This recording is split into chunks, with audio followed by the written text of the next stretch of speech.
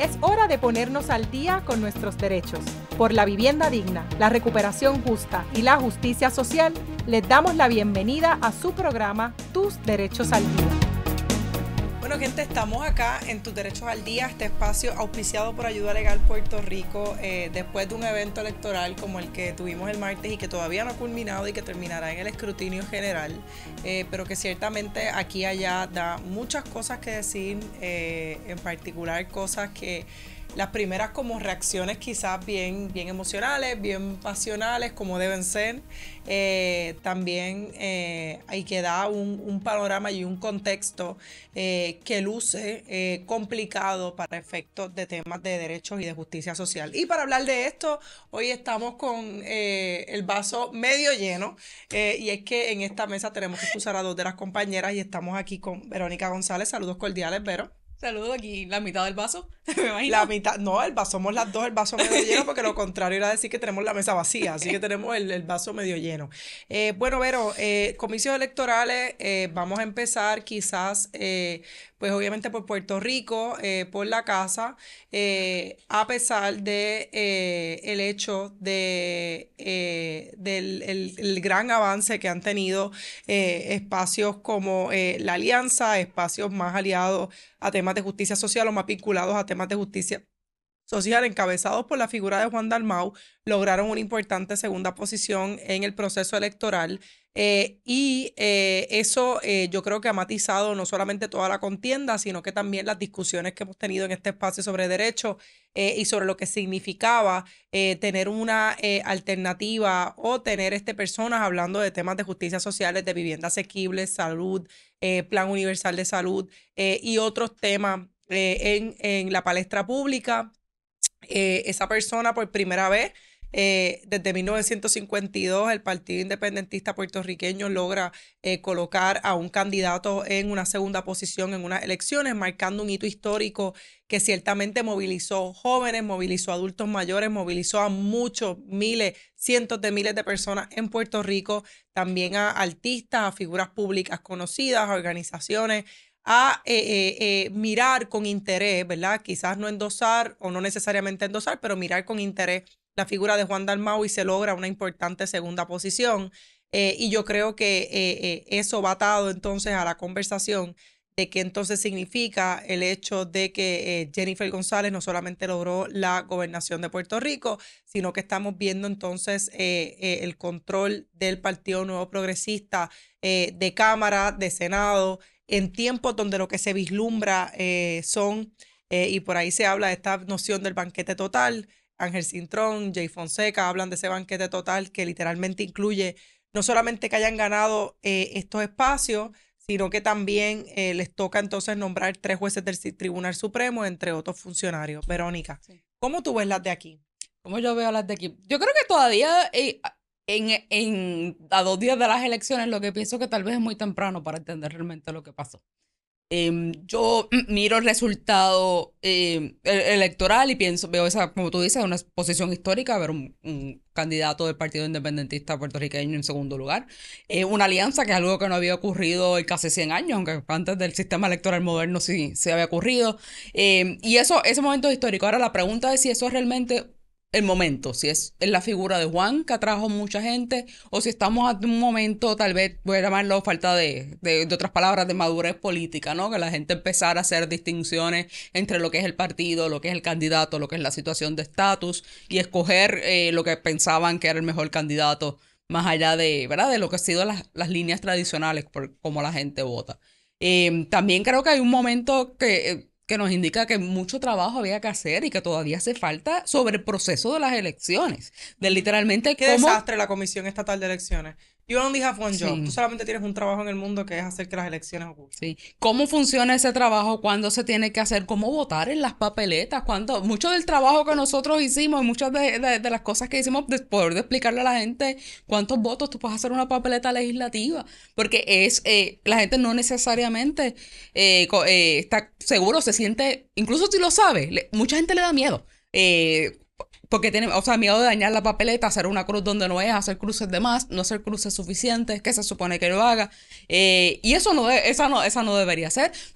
cuántas papeletas habían, no todo el mundo, y lo que eso significaba. Sabemos que no todo el mundo estaba consciente. Yo misma no estaba hasta bien tarde, como que no había internalizado que iba a haber una papeleta para la presidencia, porque no es algo que normalmente ocurre. Así que ese proceso de conocer cómo funcionan, de conocer cuál es el derecho de las personas, el problema de las recusaciones, ¿no? Y qué uno puede hacer si uno se encuentra ante una recusación de tu derecho electoral y cómo funciona. Eso todavía queda mucho trabajo para hacer, que eso va más allá del partido, de los partidos y de los candidatos, pero que son parte importante del proceso de eleccionario, y eso no se puede hacer al mejante de las elecciones. Entonces, probablemente deberíamos estar hablando desde ahora de cómo vamos a votar en el 2028. Y la pregunta sería, ¿verdad? Si ante el proceso electoral, que yo creo que además de hablar de lo que pasó con Juan, y quiero que atendamos la pregunta de cómo vemos el panorama de derechos con total honestidad, ¿no? Yo creo que el proceso electoral estuvo, y la última vez que estuvimos aquí hicimos un recuento de todos los escollos que había que saltar para poder lograr que ese proceso electoral fuera realmente efectivo, literalmente que la gente pudiera llegar a votar. Nos dimos cuenta en los colegios, en las escuelas, no solamente la falta de apoyo que tenían los funcionarios, ¿verdad? Que son personas voluntarias que dan de su tiempo y que representan a todos los partidos con la idea de hacer el proceso lo más transparente posible, sino los problemas que dieron las máquinas, el hecho de que las casetas, por lo menos en mi colegio, estaban mal ubicadas, así que el voto no era ningún secreto, tú estabas votando y la gente miraba tu papeleta, y como después se dijo que es que se les dio un croquis a los funcionarios y no todos siguieron el croquis, ¿sabes? No hay ningún tipo de fiscalización ni de rendición de cuentas. Hablar de que ese rol de educación no le toca a las organizaciones, no le tocaba Ayuda Legal Puerto Rico, no le tocaba Somos Más, le toca literalmente por ley a la Comisión Estatal de Elecciones, que se le asigna dinero público precisamente para que cumpla con su rol de que la gente ejerza ese derecho al voto que tan fundamental es, y lo que vimos literalmente fue una comisión poniendo escollos una y otra vez para que la gente no lograra ejercer su derecho al voto. Así que no solamente no ayudaron, sino que desayudaron mucho en ese proceso, y yo creo que en ese sentido el gran perdedor de todo este proceso sigue siendo el pueblo, porque yo no creo que nadie en su sano juicio y fuera de fanatismo se pueda sentar y decir, coño, este proceso de 2 años, desde que se hizo el código electoral hasta cómo la comisión lo ha ido corriendo, a cómo los partidos lo han ido corriendo, fue justo y transparente. Pues sí, y la verdad que es una carga sobre la gente. Yo estuve 2 horas y media esperando a votar, ¿verdad? Yo puedo físicamente hacer eso, pero ayer vi un montón de gente que se la estaba haciendo mucho más difícil, y votar debería ser más fácil. Es un derecho constitucional, no deberían haber tantas barreras. Aunque te lo digo ahora, el 2028 no quiero vacaciones para el día de las elecciones, porque yo me voy de viaje para votar por correo. Yo no vuelvo a hacer esto. Aunque sea para Isla Mona. Aunque sea para Isla Mona, yo no voy a estar en la isla. Así que mira, vacaciones están pedidas desde ahora, Ariana. Desde ahora pedidas. La realidad es que y un poco lo tortuoso que es cuando yo creo que con una alta participación electoral, todavía no sé qué por ciento de los electores votaron, pero obviamente sobrepasamos por mucho ese millón de personas que salieron a votar. Y yo creo que es importante y es urgente que fuera más fácil. No hay razón para que la gente se tenga que desmayar en una fila, no hay razón para que las máquinas no se prueben, para que haya que esperar un reemplazo tanto tiempo. También, ¿verdad? Las malas mañas, esas históricas que no son malas mañas, son actos de corrupción que vimos de casos de interferencias con el voto. Un funcionario que pusieron en uno de los posts en redes sociales que cogió una papeleta y la rompió de una señora que no había votado por el PNP, y que, ¿verdad? Una pelea que hubo también donde hubo que llamar a la policía. Creo que todas esas cosas hay que atenderlas y que la Comisión Estatal de Elecciones debe tomar un rol más proactivo. Creo que también, ¿verdad? Lo que ocurría en los tribunales en términos del proceso electoral fue un proceso muy amañado y que no se logró llevar el mensaje de que había verdadera imparcialidad judicial a la hora de atender los casos electorales, y de hecho nosotros tuvimos la oportunidad de ir a vistas y lo vimos, ¿no? Vimos a los compañeros y las compañeras que lo estaban litigando, lo duro que fue ese proceso. Sí. Y eso es parte, ¿verdad? Cuando hablamos del banquete total, eso también empieza a corroer a la legitimidad de las instituciones. La gente empieza a pensar y a ver al tribunal, particularmente, pero, o sea, a todas las ramas de gobierno, pero muy especialmente a los tribunales, como que responden a los intereses políticos del que los nombró. Eso es catastrófico para cualquier ciudad y cualquier ciudadanía, ¿verdad? Cualquier sistema de derecho. Eso es probablemente de las peores cosas que podrían ser el resultado. Y una pérdida grande. Es una pérdida, y yo creo que esa cuestión de anticipar que Cámara y Senado, y un poco Sí. para que la gente que nos escucha tenga contexto, en el Tribunal Supremo es nuestro único tribunal constitucional. Literalmente podrían desaparecer todos los tribunales excepto el Tribunal Supremo. Y el Tribunal Supremo, los jueces pueden servir hasta los 70 años. Una vez eso ocurre, esos jueces tienen que salir y entonces se nombran nuevos jueces. El Senado de Puerto Rico le toca ese proceso de confirmación. Se supone que se hacen vistas públicas, que se escogen candidatos basados no en su afiliación, sino en el mérito, en su experiencia, en su capacidad, también en su teoría de adjudicación, cómo resolverían algunas controversias, y ciertamente por el proceso como se hace, que se nominan a través del gobernador, de la gobernadora, y que entonces se confirman por el Senado, suelen ser personas que están vinculadas o aliadas a la política pública que el Estado trata de adelantar. Eso significa que vamos a tener jueces más conservadores cuando hay administraciones más conservadoras, jueces más progresistas cuando hay administraciones más progresistas, aunque lo que quisiéramos ver es algún grado de balance, de nuevo, basado en el mérito, en la experiencia, en la capacidad. Sí. Pero no se tiene que, por si acaso, no tiene que ocurrir, no tiene que en efecto ser que haya Claro. alguna respuesta, pero la mera impresión de la gente, la misma perspectiva de que eso pudo haber pasado, eso ya crea problemas. La gente deja de recurrir a los tribunales porque no creen que el tribunal sea un espacio que los vaya a resolver justamente. Exacto, y ahora una vez hay 3 vacantes, van a venir 3 vacantes, hay una ya, van a venir 2 más. Una vez eso ocurra, van a tener una supermayoría en el Tribunal Supremo, el Partido Nuevo Progresista, y lamentablemente hemos visto opiniones partidistas, ¿verdad? Opiniones de temas de política pública donde literalmente se dividen por líneas partidistas los jueces. Y pasa eso, los tribunales administran la justicia. Y eso es como se dice, ¿verdad? Son administradores de la justicia. Podemos tener varios cafés hablando de eso. El café de hoy es de Starbucks. Yo creo que estamos ya tratando de entrar en la Navidad.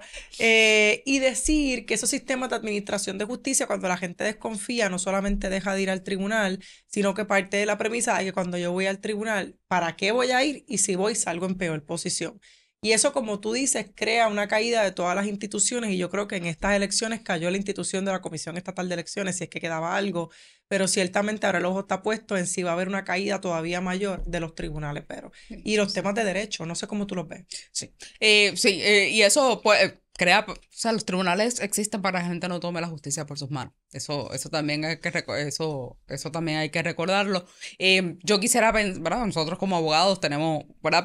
O sea, yo soy abogado porque yo creo que el rol del derecho que tiene, ¿verdad? En lograr cambio social, en lograr a depender de alguna agencia, pero agendas. No, eso, o sea, tampoco podemos pretender ni fingir de que estas cosas no tienen un impacto en cómo la gente nos ve como operadores del derecho, como ve los tribunales. Si vamos a lo sustantivo, que tal vez es lo más importante, suponiendo, yo esperaría que se nombraran jueces, que se nombraran jefes de agencia, que sean expertos en sus temas. Expertos en sus temas. Incluso si lo son, lo van a hacer alineados en las propuestas. ¿Y ha sido tu experiencia en recursos naturales, por ejemplo? En recursos naturales, por ejemplo. Fíjate, en recursos naturales, depende de cómo tú definas a un experto, ¿verdad? Y es lo mismo, no necesariamente van a ser gente que sean técnicos, ¿no? No necesariamente van a ser científicos, algunos lo han sido. Carmen Guerrero, por ejemplo, hace algunos años.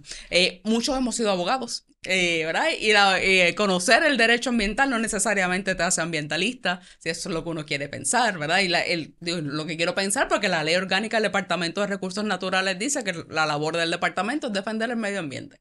Eso no es una opinión, eso está ahí en la ley, en blanco y negro, ¿no? Así que ese es el trabajo de la agencia. También yo creo que ser secretaria o secretario del Departamento de Recursos Naturales es el trabajo más difícil en el mundo, porque tu jefe, que es el gobernador de Puerto Rico, no quiere que tú hagas ese trabajo.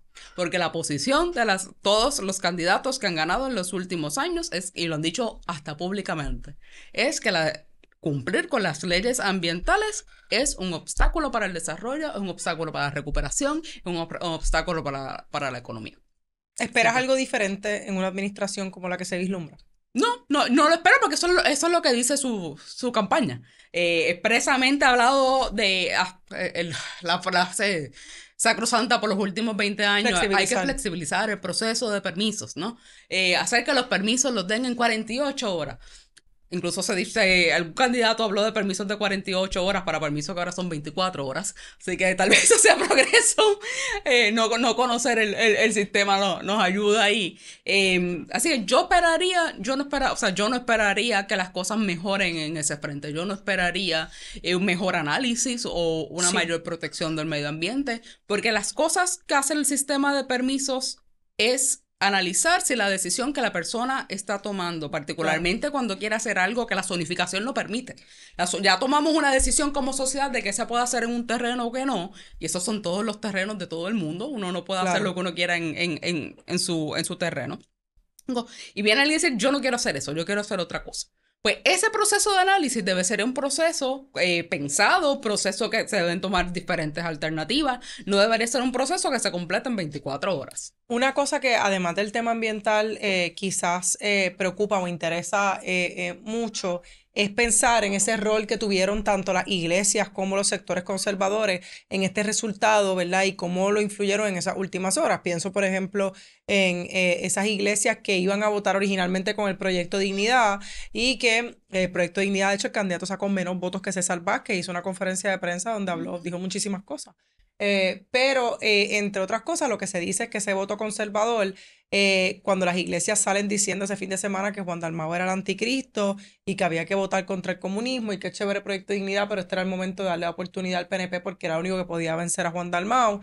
Entonces, esa inyección conservadora en un partido que ya se estaba moviendo más a la derecha y más conservador en temas de derechos, ¿cómo va a influenciar? Pienso, por ejemplo, en temas que tienen que ver con género, temas que tienen que ver con perspectiva de género, temas que tienen que ver con la vivienda asequible, intervención, por ejemplo, con esos sectores que a veces son intocables, sectores financieros que perpetúan el tema de la especulación con temas de vivienda, con temas ambientales, en el rol, ¿verdad?, del tema del aborto y del aborto como un derecho fundamental, no solamente, ¿verdad?, en Puerto Rico, sino también legitimado ahora por un gobierno imperial, ¿verdad?, por nuestra relación colonial con los Estados Unidos, dirigido por Donald Trump, que no solamente Trump dirige entonces la presidencia, tiene Senado y Cámara de Representantes republicano también, y el giro hacia una derecha legitimada, extrema, donde se puedan decir cosas que no se podían decir abiertamente y que se sienta que hay un aval, lo vamos a ver. De hecho, ya hay un senador por ahí que ya está haciendo sus expresiones habituales,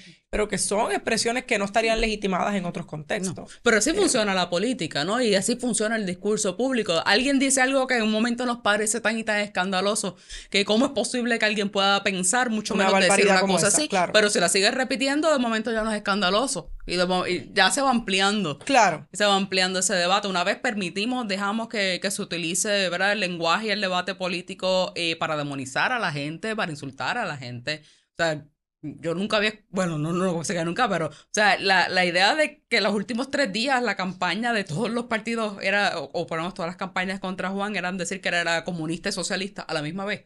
O sea, eso es un problema en el debate político porque ni siquiera estamos hablando del significado de las palabras. Las palabras perdieron completamente su sentido. Estamos en el vacío tratando de demonizar a una persona por cosas que ni siquiera cree. De hecho, alguien me decía en una entrevista en medios que yo pensaba, ¿verdad?, sobre el hecho de las propuestas de los candidatos y si había habido espacio para las propuestas de los candidatos. Y no sé si ustedes recuerdan estos anuncios que salieron con pedazos de la plataforma de Juan diciendo, Juan te quiere quitar los terrenos. Y cogían un pedazo fuera de contexto y lo ponían así, le ponían highlighter. Pero ¿cuántas veces se hizo lo mismo con las propuestas, por ejemplo, de Jennifer González? Y si tuvo en algún momento que atender el tema de las propuestas o si todo era Juan es comunista, Juan es esto, el otro partido te quiere quitar los fondos federales, pero nada sobre propuestas propias. Y como la naturaleza aborrece el vacío, preocupa ese discurso conservador que sigue ganando espacio y que sigue ganando terreno, porque al final el miedo al comunismo es un miedo también de un sector conservador que no quiere escuchar, que no tiene nada que escuchar, que basta que se pronuncie una palabra, como tú dices, sin saber el significado. Sí. Vamos a hablar un poquito de Trump. 6 minutos para Trump. ¿Qué hacemos con Trump? ¿Qué no se puede hacer con Trump? Obviamente, la victoria de Donald Trump ha representado, es un generador de ansiedades, de temores, de muchas cosas, de cosas mucho más complejas, de obstáculos para temas de justicia social.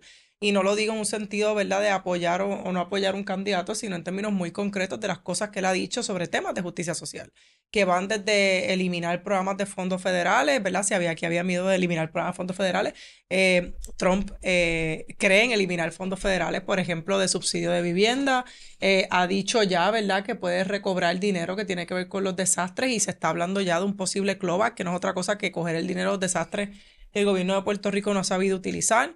Ha habido conversación de Trump también de eliminar programas o de reducir programas como FEMA, asistencia para temas de salud, la lucha contra las personas trans y sus derechos, la lucha contra las comunidades negras y sus derechos, la legitimación del racismo en sus manifestaciones de acción, ¿verdad? Así que hay mucha preocupación, sus políticas de inmigración, sus políticas sobre internacionales, y lo que va a tener que ver eso con terminar el genocidio en Gaza. Y cuando digo terminar, literalmente llevarlo hasta su punto último y literalmente limpiar a la población de Gaza del mundo. Es muy preocupante y es muy serio, sobre todo porque a Trump también le toca el banquete total y le toca nombrar jueces al Tribunal Supremo. Sí. Probablemente, digo, ¿No? a diferencia, sí, o sea, muy probable. A diferencia de Puerto Rico, el Tribunal Supremo Federal no están obligados a retirarse, pero hay 2 jueces que muy bien podrían retirarse. Se ha hablado de Roberts, que se puede retirar, y hay otro juez que ahora mismo se me escapa el nombre, me disculpo, que podría estar retirándose en los próximos 4 años. Eso probablemente no cambia el balance de poder en el tribunal, porque van a ser jueces conservadores, probablemente reemplazados por jueces conservadores, pero eso significa que va a haber jueces que van a ser mucho más jóvenes y van a estar en ese tribunal manteniendo el balance actual de una mayoría conservadora por los próximos 30 años, fácilmente, ¿no? Si nombran a alguien relativamente joven a ese puesto. Así que es una forma de perpetuar la posición del Partido Demócrata actual, porque yo no estoy del todo convencida de que Trump cree en muchas cosas más allá de que no quiere pagar impuestos y que la gente rica no pague impuestos. Lo demás, a mí me parece más la agenda de Mitch McConnell y la derecha más fuerte dentro del Partido Republicano, que una vez se afianza con ganando el Senado, que eso va a pasar y muy probablemente pase con la Cámara de Representantes también. Mitch McConnell dijo que no se van a admitir nuevos estados. Eso dice él, probablemente la persona más poderosa en el Partido Republicano, yo tendería a creerle. Eso es un problema para la estadidad. Probablemente. O sea que nos podemos quedar sin fondos federales y en la independencia o en la colonia. Eso nos puede pasar. Es una posibilidad. Trump también habló con cambiarnos con Groenlandia. No sé si esta propuesta todavía está en la mesa, pero podemos ver. No, pero era para saber, para confirmar que nos podemos quedar sin fondos federales. Claro. Y en la independencia o en la colonia permanente. O sea, históricamente no es con el gobierno de Jennifer González. Con el gobierno de Jennifer González, pero que es que históricamente la primera propuesta de los senados republicanos es eliminar los fondos de las organizaciones que proveen servicios, ¿verdad? Con fondos federales. Servicios legales. Servicios legales, siempre ese primer presupuesto empieza en 0 o en 2 millones para que cierren. En HUD ese presupuesto empieza en 2 millones para que cierren. En la EPA lo mismo. O sea, hay que ir a pelear por lograr el mínimo para que continuemos pagando los programas. SBA no tiene dinero para préstamos ahora mismo. O sea, uno puede entrar, si entras ahora a la página, lo dice, se están evaluando las solicitudes, pero no hay fondos para préstamos.